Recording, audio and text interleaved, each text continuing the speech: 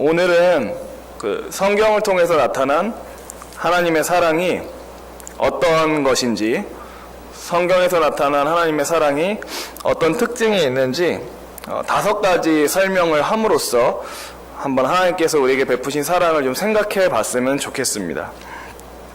그래서 우리를 향한 하나님의 사랑이 어떤 것인지 좀 더 묵상하고 또 거기에 대해서 우리가 기뻐하고 감사하는 그런 시간이 됐으면 좋겠습니다. 일단 하나님의 사랑이 무엇인가? 첫째로 하나님의 사랑은 하나님의 선하심이 드러난 것입니다. 바꿔서 얘기하면 하나님의 사랑은 하나님의 선하심이 우리에게 이제 표현된 것입니다. 성경은 곳곳에서 하나님이 선하시다라고 얘기를 합니다. 그러면 하나님께서 선하시다고 할 때 그 선하신 게 대체 무엇이냐? 시편 145편 9절은 이런 얘기를 합니다.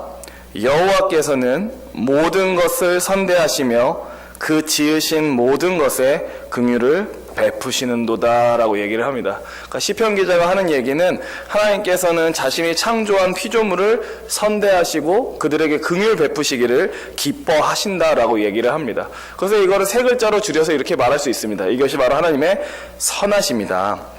루이스 벌코프라고 하는 학자는 하나님의 선하심을 이렇게 설명했습니다. 한번 귀담아 들어주시면 좋을 것 같습니다. 무엇이라 얘기했냐면 하나님의 선하심이란 하나님으로 하여금 모든 피조물을 관대하고 친절하게 다루도록 촉구하는 것이다. 하나님께서 지각 있는 피조물 그 자체에 느끼는 애정이다 라고 얘기를 했습니다. 그러니까 하나님께서 지으신, 제가 읽은 그 시편 말씀처럼 하나님의 선하심이란 하나님께서 창조하신 피조물을 관대하고 친절하게 다루시는 것, 또 그들을 향해 갖고 있는 깊은 애정을 하나님의 선하심이라고 얘기를 합니다.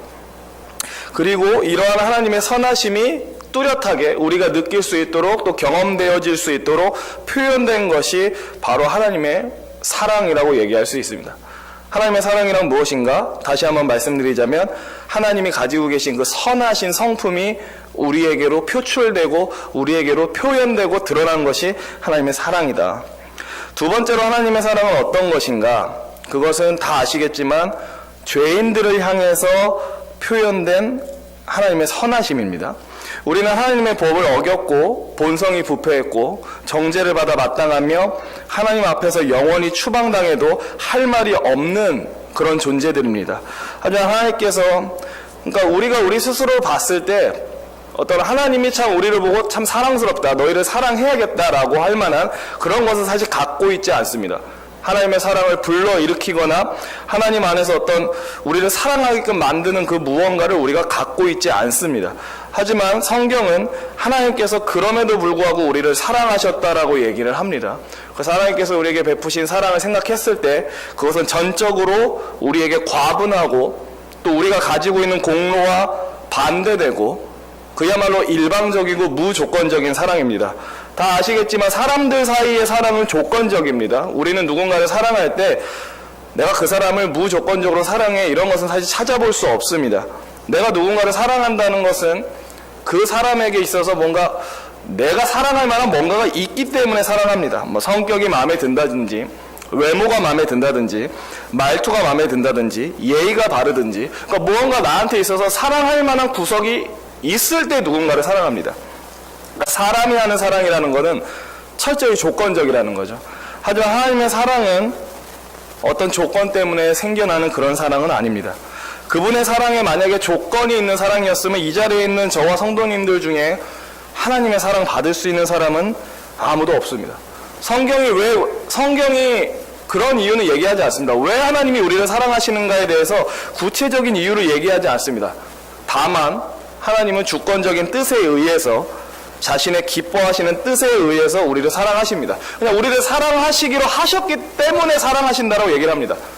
잘해서가 아니라 사랑할 만해서가 아니라 그저 하나님께서 사랑하시기로 결정하셨기 때문에 사랑한다고 얘기를 합니다.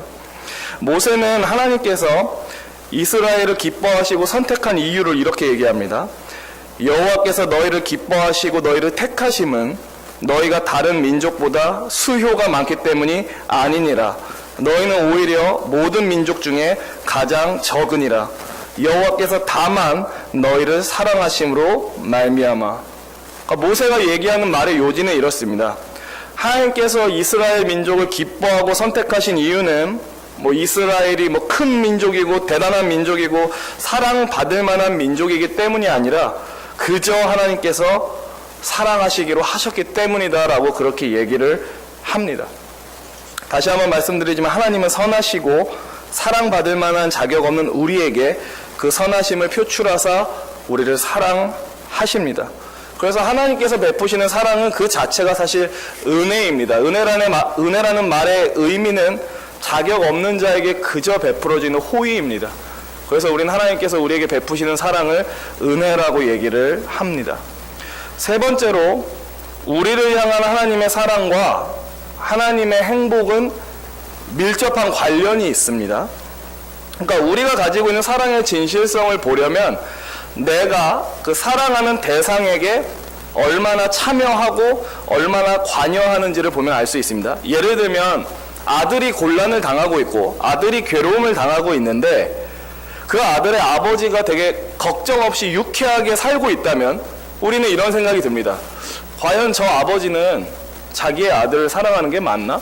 아들은 막 너무 힘들어서 지쳐서 죽어가고 있는데 아버지는 그냥 걱정 없이 유쾌하게 지내고 있는데 과연 저 아버지는 아들을 사랑하는 게 맞아? 이런 생각이 듭니다.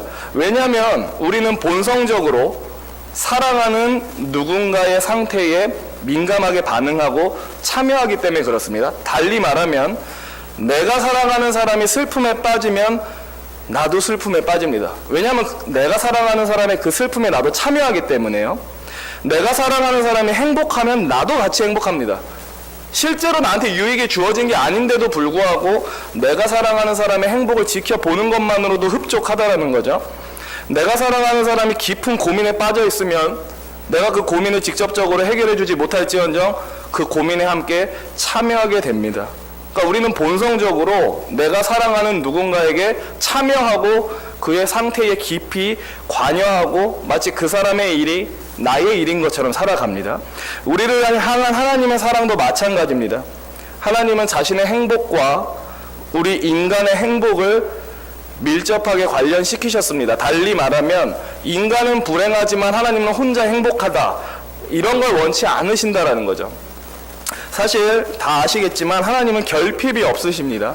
부족함도 없으시고요. 허전함도 없으시고요. 채워야 할 것이 없으신 분입니다. 그냥 스스로 혼자 계셔도 삼위 하나님은 무한한 행복 가운데 거하시는 분이십니다. 하나님이 사람을 창조한 것도 뭔가가 허전해서 만족스럽지 못해서 덜 행복해서 창조하신 것은 아닙니다. 그러니까 인간이 없어도 하나님은 항상 행복하셨다라는 거죠, 본래. 그럼 그렇게 생각했을 때 인간이 죄를 짓고 타락했으면 하나님은 그냥 인간을 버리셔도 상관없습니다. 그죠? 왜냐하면 애초에 하나님이 불행해서 인간을 창조한 것이 아니기 때문에 사람이 없어도 만족스러웠지만 그 상태 가운데 창조하신 거라면 굳이 사람이 없어도 됩니다. 우리가 죄를 지었을 때 그냥 인간을 멸절시키고 끝내도 사실 하나님한테는 별 부족한 게 없을 것 같습니다. 그런데 성경은 그런 식으로 우리한테 설명하지 않죠. 하나님께서 굳이 죄인들을 사랑하셨고 굳이 죄인들을 구원하셨고 굳이 죄인들을 향해 자신의 애정을 쏟으셨다라는 것을 성경이 누누이 우리한테 계속해서 얘기를 합니다. 마치 이렇게 보인다는 거죠. 우리가 없으면 하나님의 행복이 완성되지 못하는 것처럼 얘기한다라는 거죠. 다시 한번 말씀드리지만 하나님은 결핍이 없으십니다. 우리가 없다고 해서 큰 충격이나 어떤 행복의 결여 이런 게 없으신 분입니다. 그럼에도 불구하고 성경은 하나님이 자신의 행복과 우리의 행복을 밀접하게 연결해서 생각하신다라는 겁니다. 마치 우리가 불행에 빠져 있고 우리가 다 멸망 가운데 끝나면 그것이 하나님께 대단한 불행이 되는 듯 행동하시고 우리가 구원받고 기뻐할 때 그것이 하나님께도 큰 기쁨이 된다라고 성경은 얘기를 합니다. 그러니까 제가 말하고 싶은 건 이것입니다. 하나님이 우리를 사랑하시는 이유는 무엇인가? 그게 하나님께 영광이 되기 때문인가? 맞습니다. 근데 그것뿐만 아니라 하나님이 우리를 사랑하시는 것 자체가 하나님의 행복이기 때문에 하나님이 우리를 사랑하신다라는 겁니다. 하나님은 자신의 영광뿐만 아니라 자신의 순수한 기쁨을 위해서도 우리를 사랑하시고 구원하신다라는 겁니다. 이것에 대해서 어느 정도 우리가 유추할 수 있는 구절이 있는데 누가복음 15장 7절 이렇게 얘기합니다. 내가 너희에게 이르노니 이와 같이 죄인 한 사람이 회개하면 하늘에서는 회개할 것 없는 의인 99으로 말미암아 기뻐하는 것보다 더하리라. 왜 이런 말을 하실까요? 굳이 죄인 한 사람이 돌아오면 의인 99명이 돌아오는 것보다 훨씬 더 크게 내가 기뻐한다 라고 얘기를 하십니다. 유추할 수 있습니다. 하나님이 우리를 사랑하시고 구원하시는 것에서 큰 기쁨과 행복을 느끼시는구나. 나 같은 것을 구원하는 것으로, 나 같은 것을 사랑하는 것으로 큰 기쁨과 행복을 느끼시는구나. 이건 피조물인 우리에게 있어서 참으로 황송하고도 감사한 일입니다. 네 번째로 우리에게 베푸신 하나님의 사랑은 자기 아들을 주셨다는 사실에서 확실히 증명이 되었습니다. 그러니까 누군가가 사랑을 한다라고 했을 때 그 사람의 사랑을 측량할 수 있는 기준이 여러 가지가 있지만 그 중 하나를 뽑자면 얼마나 많이 주는지를 보면 알 수 있습니다. 저도 그렇고 성도님들도 그렇고 누군가를 사랑하면 사랑할수록 그 사람한테 더 후하게 베풀죠. 누가 도움이 필요하다고 했을 때 두 사람이 나한테 둘 다 도움이 필요하다고 얘기를 하면 내가 더 마음 가고 사랑하는 사람한테 도움을 더 주게 돼 있습니다. 이 사람한테는 5만 원 줘도 이 사람한테는 막 20만 원 줄 수 있는 겁니다. 내가 더 사랑하면요. 그러니까 우리가 누군가를 사랑한다는 것은 얼마나 많이 주느냐, 나의 것을 얼마나 베푸느냐로 다 표현이 된다는 거죠. 그럼 하나님의 사랑은 어떨까요? 하나님의 베푸신 사랑의 양은 어느 정도일까요? 그건 다 아시다시피 우리 하나님께서는 가장 사랑하는 독생자 예수 그리스도를 우리를 위해 아끼지 않으셨습니다. 창세전부터 자신의 기쁨이었던 그리스도를 우리를 대신해 십자가에 달려 죽게 하셨습니다. 그러니까 이 이상 하나님이 우리한테 뭘 더 표현할 방법이 사실은 없는 겁니다. 하나님은 최고의 값을 지불하셨습니다. 하나님이 보여줄 수 있는 최고의 값을 지불하심으로 우리에게 아끼지 아니하심으로 하나님께서 죄인들을 얼마나 사랑하시는지를 일찍이 보여주셨습니다. 그래서 사도 바울은 하나님이 베푸신 이 사랑이 우리의 지식을 초월하는 사랑이다라고 설명을 합니다. 능히 모든 성도와 함께 지식에 넘치는 그리스도의 사랑을 알고 그 너비와 길이와 높이와 깊이가 어떠함을 깨달아 하나님의 모든 충만하신 것으로 너희에게 충만하게 하시기를 구하노라 라고 일찍이 에베소 교인들을 위해 기도한 적이 있습니다. 또 사도 요한은 하나님이 사랑이시다 라고 선언한 다음에 그럼 뭘 봐서 하나님이 사랑이신가 라고 했을 때 그 이유를 이렇게 얘기합니다. 요한 1서에서 하나님의 사랑이 우리에게 이렇게 나타난 바 되었으니 하나님이 자기의 독생자를 세상에 보내심은 그로 말미암아 우리를 살리려 하심이라. 사랑은 여기 있으니 우리가 하나님을 사랑한 것이 아니요 하나님이 우리를 사랑하사 우리 죄를 속하기 위하여 화목제물로 그 아들을 보내셨음이라. 그러니까 하나님이 우리를 사랑하신 증거가 어디 있습니까? 라고 얘기할 때 하나같이 성경은 예수 그리스도를 얘기한다라는 거죠. 가장 기뻐하시고 가장 사랑하시는 아들을 아끼지 아니하셨는데 이 이상 하나님의 사랑을 뭘로 증명할까라고 물어본다라는 겁니다. 바울도 똑같은 얘기를 합니다. 우리가 아직 죄인 되었을 때에 그리스도께서 우리를 위하여 죽으심으로 하나님께서 우리에 대한 자기의 사랑을 확증하셨느니라. 하나님께서 우리를 얼마나 사랑하시는지 우리는 이미 너무 분명히 알 수 있습니다. 하나님께서는 자신에게 있어서 둘도 없는 가장 값진 아들을 우리를 구원하시기 위해 아끼지 아니하셨습니다. 하나님이 이 이상 더 줄래야 줄 수 없는 것을 죄인을 위해 주셨다라는 거죠.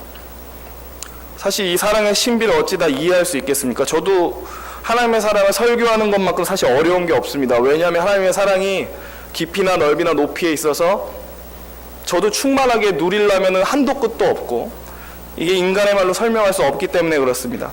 하지만 그저 이렇게 말할 수 있을 것 같습니다. 진실로 하나님의 사랑은 하늘이 땅에서 높음과 같이 측량할 수 없이 높습니다.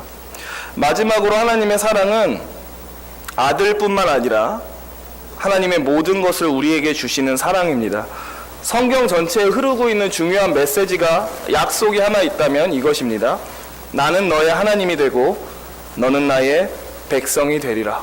이 얘기는 바꿔서 얘기하면 너는 나 하나님의 것이 되고 나는 너의 것이 된다. 또 달리 말하면 하나님께서는 자기 스스로를 우리에게 주시기로 그것을 기뻐하셨다라는 겁니다. 이 사실에 대해서 청교도 브룩스는 이렇게 설명했습니다. 하나님은 이렇게 말씀하신다. 한번 잘 들어보시기 바랍니다. 저는 참 이게 꿀같이 달콤한 말처럼 느껴지는데요.